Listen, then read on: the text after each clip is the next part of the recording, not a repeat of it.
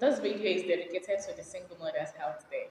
And when I was going through my journey, these are the things I've actually learned over the years, starting from 2023, April 25, that I left my marriage, to 2024 and 2025. And during this year, especially year 2023, oh my God, I've learned a lot of things. And that has actually shaped the kind of woman I am today. Not because it's shaped the kind of woman I am entirely, but it has influenced some major and minor decisions I've taken over the years. And I want to tell you that the single mothers out there, whatever you're going through, whatever you're passing through, whatever is happening in your life, I can tell you there is a way out of it. And eventually you realize that it is just a phase, it is just a time. And when you're grounded in your decision and the reason why you left in the first place, you realize that this is an avenue, an opportunity for you to become the very best version of yourself. This is the time where you get to decide on what you want to become, you decide on how you want to become, you decide on the things you're not going to be taken for granted. It's the time for you to reinvent yourself.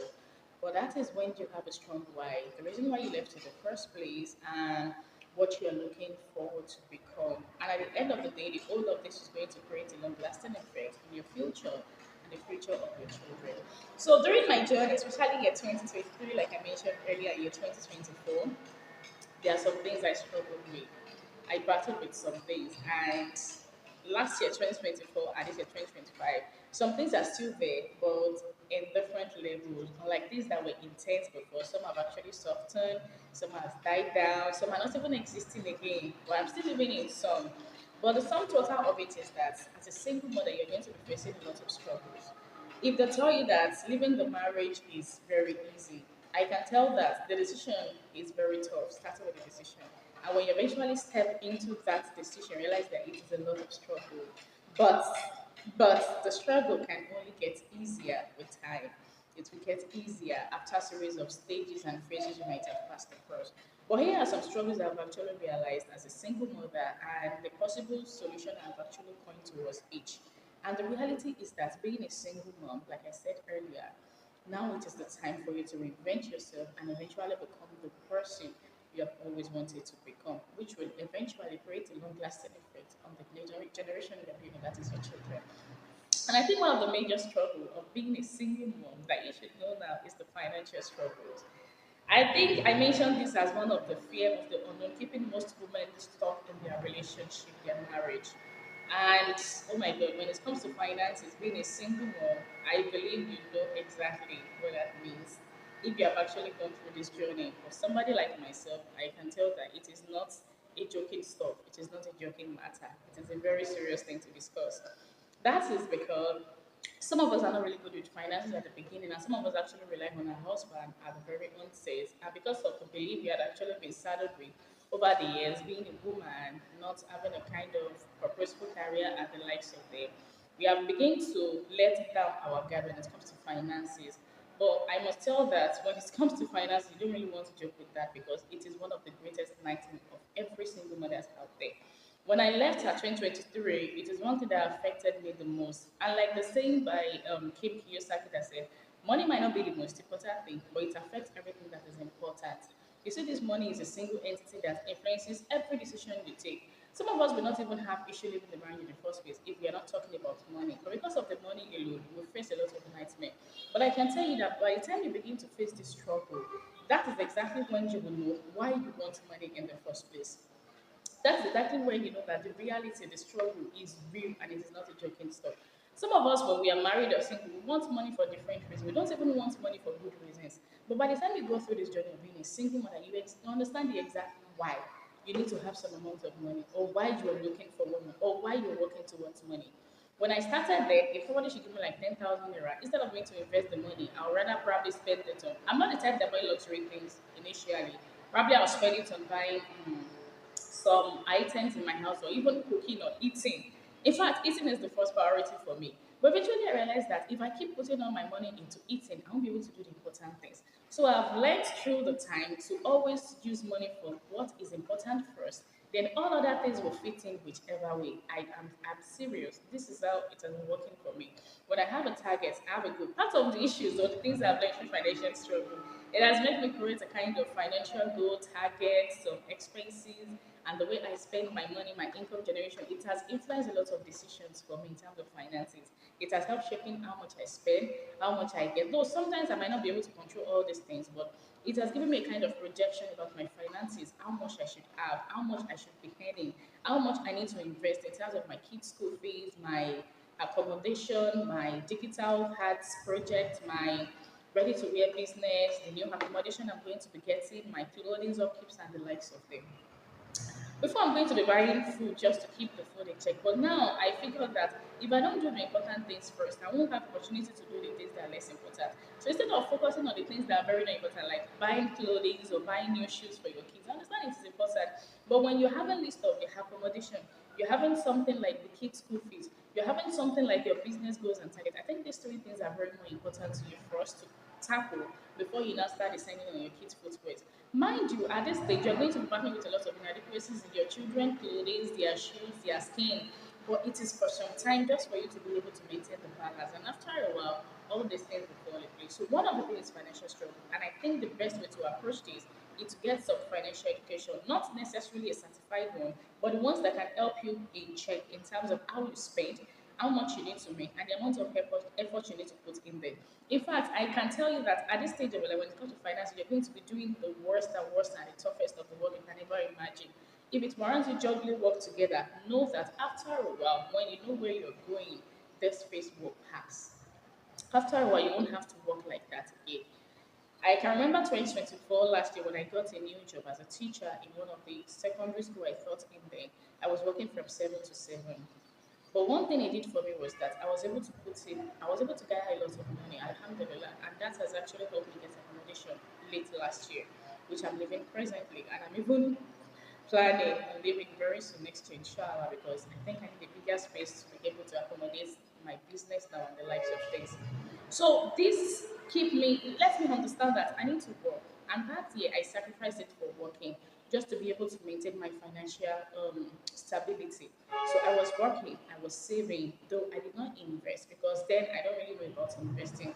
Whereas at this year, I'm starting my investment by the end of this month or next month, inshallah, because I've learned about all that and I've also accumulated some teachings about that. So I was able to work then, put the money together, and know exactly where the money is going into. And I think then I was still battling with spending on things that are not actually necessary. But this year now, I think I'm grounded. When I want to take decision, now money should enter my account. I know exactly what I need to do for it because I already have a booklet and a kind of calendar on monthly, daily, yearly basis of what I need to be spending on. So when the important things are already out of it, then other things will follow. Whichever way they will fit in somehow.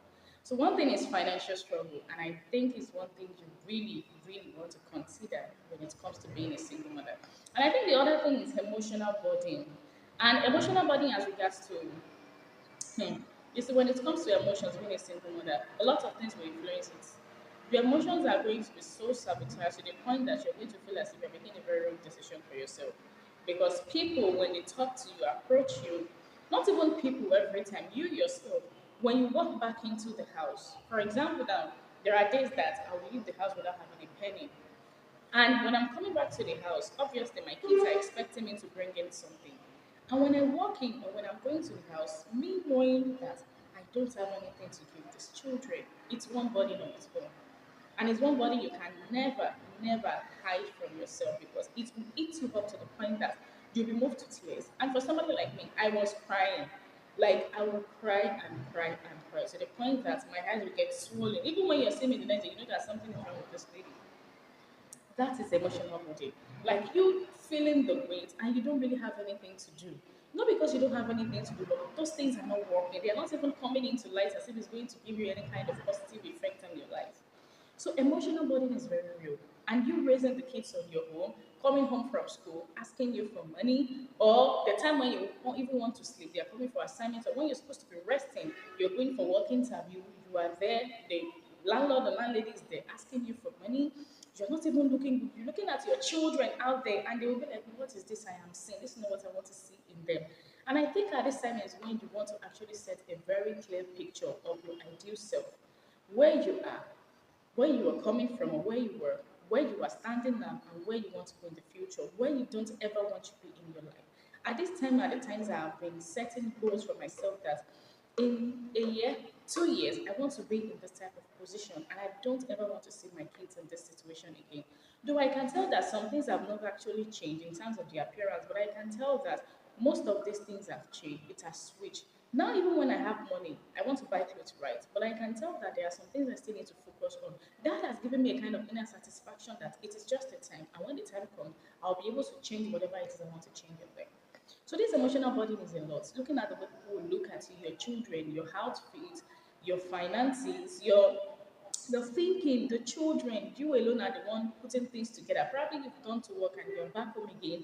The kids have left the house unattended to, your children are even still small. You have to wash their clothes, you have to wash their shoes, you have to take their assignment. Everybody, when I get back from work around 7, I'll be sitting there, let me relax. My girl will bring her assignment. My boy will bring his food. I'll be in the kitchen cooking. They will be using assignment to chase me all around the house. I'm telling you. Like, even when I'm cooking, they will bring me the assignment to me, I should quickly check it. Then they will have letter, they have presentation, they have debate, they have quiz. The boy, they will just be there. I will be like, oh my God, you want to kill me. But sometimes I'll be like, are they the ones to be blamed? And am I also the one to be blamed? No, this is just the situation I found myself in, and I just have to be able to persevere through the time. The time is just a phase, and the phase that will pass. So all I have to do, it's difficult, it's not easy, it's a body, it's a challenge, but it's a phase. After this, another one will come, and I should be in a better place to tackle it. So the emotional body is very real, and you're going to be having a lot of pressure. Your emotions, you won't even have anybody to speak to. Though, not that you won't really have anybody to speak to, but I mean in the sense that no matter how you talk, at a point in time, people will get tired of listening because they'll be like, when you know you can't stand this, why did you step into the decision in the first place? So this is when you need to give yourself a lot of emotional resistance and tolerance and know that you are a human being, you can fail, you can make mistakes. Sometimes you can even yell at your children and begin to fault yourself later, but it is still part of it. All you have to do is just strive and try to be better and understand that it is just a pace and it will pass. And I think one of these struggles is that raising children alone. Just like I mentioned earlier, you wanting to cook, you want to wash, you are the one that is doing everything. You understand that there are some women that when it comes to raising children, they are actually used to the system of raising their children because their husband is not always available to be them.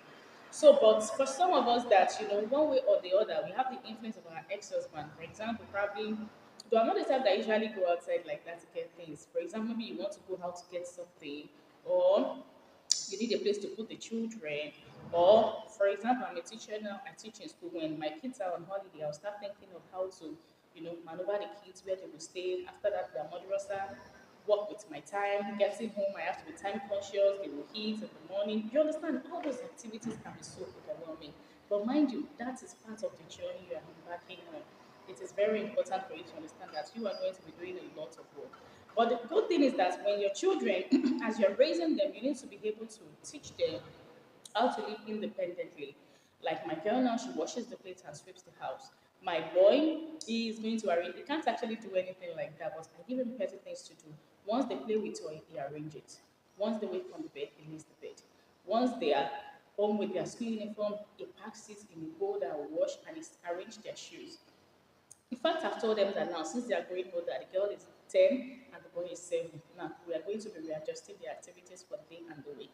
I understand that during the weekdays, you might not be, probably, you don't want to again because of the school and madrasa, but weekends, one has to wash the shoe, then dry and the bath. One has to be sweeping, mopping. You just have to distribute the things to them. You might be thinking they are small, but my dear sister, at this time you need them the most because as they are small, they need to be inculcating the habits that will help them. And as they inculcate that habit, they're going to grow in it instead of them growing out of it. So they can know, they can feel how much you're putting into the the situation for you to make it work.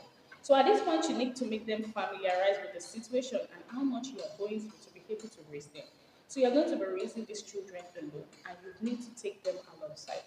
And I think one of the struggle again that we single mothers face, and you're planning to be one, is the societal stigma. People will look at you in a kind of view. They see you as somebody that doesn't know what she's doing, or she's proud, she's not submissive. I understand that, but my dear, sis, don't even let that bother you because it's part of the journey. I've faced a lot of that. I've seen, I've heard. In fact, I've started to even act as if I don't care. That's one thing. Act as if you don't care. Not because you don't know, but because you choose not to make that your priority. You have a lot of things to concentrate on rather than focus on what somebody has to say. And the funny part is that these people are living in that situation. But because of the fear, because of what they are doing to people, they are afraid people will do the same to them. And because they are not even aware of how much they can do and bring into this world. So that's why they are mocking you. But you should know that you are not living for them. You are not. If anybody comes, question you, you only answer based on what you want to see. And if you're not interested in a conversation, they cut it off. It is of no use. Whatever that is important to you, even if it gives you problem, will come back to you as is, not with pain. So people will talk, people will stigmatize you, people will complain. You are not submissive, based as a Muslim sister. Are you supposed to be? You are not upholding the day in your religion, fine. But there is only one me in this world, just like we have only one you. So when you allow that me or you to waste, it shows that the world will keep retarding in growth rather than increasing. So all you have to do is that understand that people will talk. Even somebody that is dead, they will talk. But you should make sure your face is forward and your eyes are concentrated on the things that matters to you. They are not living in your shoes. They are not giving you money, except you are begging, which I don't even think you are. Except you are begging or relying on them. But if you are not, which I believe is reasonable to anyone, you are not relying on them. They are not giving you food. They don't even know the shoes you're wearing. They don't know what you've passed through or gone through. They don't know why you're able to arrive at that decision. So why do you care so much about them? So people will stigmatize you, and it should be expected. So once they do that, use that as your field because you want them to know, not just them. You want yourself to prove to yourself that you are worthy and capable to become anything and anything you set your mind at, not just because you know what somebody has to say about you. And I think the next thing that people or single mothers really struggle with, which I've also learned during the years, is self care. You see, when 2023, 2024, 2024 was a little bit different for me in terms of self care because then I was taking herbs, which I've even been planning on going back to because this year I think I've relented kind of. Last year, I was taking herbs every day, and I think that's actually inflated my skin. Remember, I mentioned in one of my videos that there were times that I was taking contraceptive level fame, and that's really affected my skin and appearance. So as at last year, I was taking. I think I'm going to be creating a YouTube channel someday about Mina Organics, which I think I'm going to talking about how you can actually create a better health style for yourself using herbs and organics, which I've actually learned over the years that I've been working. For my face, I used turmeric oil. I used turmeric oil and took creatine of it, which actually remove eczema, acne, and the likes of them. Every day, I take turmeric water mixed with clove and neem every morning. And after that, I realized that the patches I have around my neck and the likes of them were leaving. Though I still have some of them, but it has reduced to a minimal level. And also for my belly, I take herbs for my skin. You know, lots of things that's actually improved my lifestyle. For my hair and the likes of them. I noticed that in 2023, I was ignoring my self care, starting from my emotional health, my physical, my mental, my spiritual, my societal. But the moment I begin to inculcate the habit of caring for myself, self care is not an habit of being selfish, it's a habit of giving yourself the self love and compassion you need. Understanding that you're your greatest asset, and if you turn yourself to a liability, you're going to be facing your worst nightmare.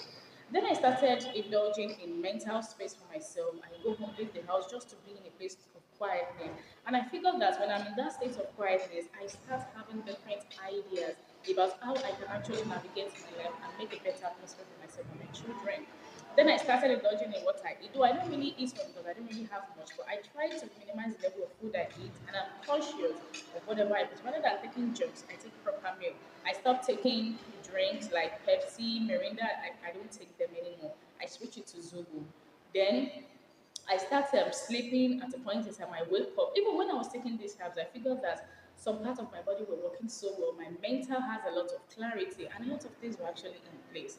Then I figured I started being in a better place to take care of myself and my children. But on my 2023, when I was in a very bad place, you know, the drugs I've taken over the years was affecting me. The emotional stress, mental stress was affecting, and I was not actually attending to it. I was waiting on a man that is not even willing to come back. But when I started shifting the attention from that person to myself and my children, I started giving myself that care. When my kids are going to school, I go out of the house to just go and stay somewhere. Sometimes I don't even come home early because my senior sister was there then, and I'll be like, "This is just the best you can do for me now." And if you can't help me with these kids now, not that you're actually helping me with finance, but at least to an extent, now you have to be able to help me do some things with them. So I don't come home early, even on days that I'm done with work, not actually every day, like just once in a while. I stay back, I relax. Though I find it difficult to sleep in the afternoon. I'm not the type of person that sleeps. But most times, just lying down, closing my eyes and listening to my heartbeat, it does a lot of good. Meditating, thinking, eventually realize that some things will just be coming to you naturally. You begin to have some concept about how you can actually navigate your life, and you're going to be in a better state to nurture your kids and also provide a sustainable lifestyle for yourself. And I think the other struggle we single mother face is mental health, just like the emotional body. You see, this mental, it has to do with the brain. As of 2023, I think 2022, I was diagnosed with high blood pressure, and then due to diagnosis and the likes of them, I was able to deduce that the amount of stress thinking was actually influencing my mental health to be unstable.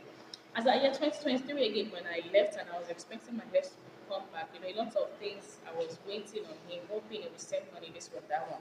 I was thinking, I was deep in thoughts, how do I feed the children and the likes of them? It was affecting me again. Then, if anybody should check my blood pressure, I'm sure it's going to be over. But I was not even checking because if I should check it, I'm going to be disturbed. But you know what happened? There was a day I shut down all my body. I've taken malaria drugs, I've taken typhoid, and still, if you should press my body like this, it will be paining me. If I should press my cheek, it's paining me. I can barely put on clothes. I was so sick that it was hell. Then I was supposed to go for some teaching interviews to get a job. Then I sensed that what could be going on. Then I tried to get a nurse around, probably to check my BP. I could not get any. So I sensed that I think my blood pressure is high. Then there was a tablet I did take vasopressin then just to at least reduce the level. The drug then was just I think 50 naira. Yes, 50 naira. I'm sure it will be like 100 naira now. 50 naira then. And I took pain relief and then blood tonic. Could you believe that the day I took that tablet, two, pain relief, two, and blood tonic, one, I slept and woke up. I was sweating, like the bed I slept on was filled with water. Then my whole body came back. Do you know what came to me? Was that the way I was feeling like this? What if I just closed my eyes and never woke up? What if when I wanted to go and get that drug, a bike man or a car hits me? And based on my current health status, once the car or the rider hits me, then I go. What is going to happen to these children? Of course, they would leave. But this person I'm waiting on, even if he knows, what's the next thing you think he's going to do? He might want to take possession of those children or not even come back at all. And my life has ended just because of high blood pressure. And I was thinking, then I decided that I would never be in the state again. When I got up, got better. I've not even finished my medication. I was like, I need a job. I need something to do. I went for interview. I didn't get the second one. I went to eventually employ me as at last year, January. And that was it. If you don't take care of your health, especially your mental health, somebody can run mad. You can go crazy. You just be cranky. You'll be so unsettled that even your children will feel that something is wrong with their mother. And I don't think you want to raise your children based on their notions and standards. You want to raise children that will see you and look through you and see the pain you've gone through and sympathize with you. You want children that can always understand what you've been through. You want children that can see you and see hope and see life and see a purpose of coming into this world through you. You want children that can help you realize that you are more and they love you wholeheartedly. They don't want to see you in a very bad place. They want to see you as a driving force for them. What if something happens to you? Do you think these children will not be? They will leave, but the message you are trying to pass across to them, it will not be delivered. It will be shocking. Then I feel that mental health is the major factor that is actually controlling all our affairs. Sometimes emotions can come into the way, but if your mental health is really strong, sound and sane, you can be and do anything. It's a struggle, but you need to be able to learn how to take care of your mental health. And I think the next thing that's actually caused issue when it comes to single women is relationship struggle. See, let me tell you. One thing is that when you're out of one man's house, you're married, give yourself 2, 3, 4. If not that people, or not even people, if not that I'm thinking that it shouldn't be too much that. I would have suggested 5 years. I'm serious. Because before you can actually get back on your feet, you still need roughly 2 to 3 years. Let me just say 3 years approximately. You need 3 years of your life to sit back, live alone, and create a pattern for your life. Now, if anybody is now coming to you, you better take him. He is a rich allergy. He's a no. And no single guy will marry you again. Wait until that 3 to 5 years and see if you will not see a single man.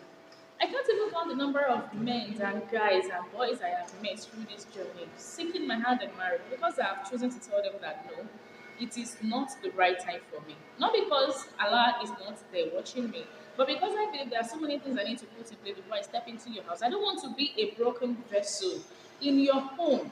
Not because it is your home, but because it is our home and we need to build it together with the same mind. Not the other way. I'm not bringing in the baggage of my ex relationship, ex marriage into this new one. I want things to be in the right place and I want to be in the right frame of mind. So you're going to be having a lot of struggle in terms of relationship. You don't have to be in any committed relationship. Any relationship that is taking the best of you, it's a no, push it away.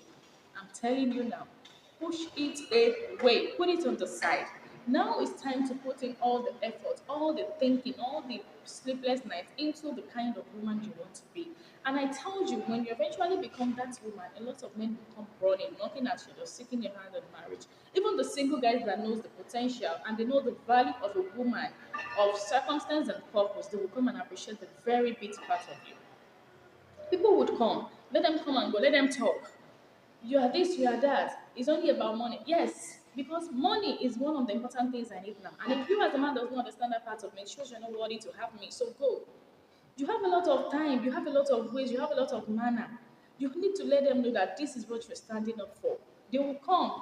Yes, they will talk. Yes, you're supposed to get married. Even your parents can even say, since it's the guy that actually wanted to marry you before. I understand it can be a game of luck and probably something that Allah has predestined to happen, but everybody cannot be acting on a game of luck. You have to be able to create your own future yourself.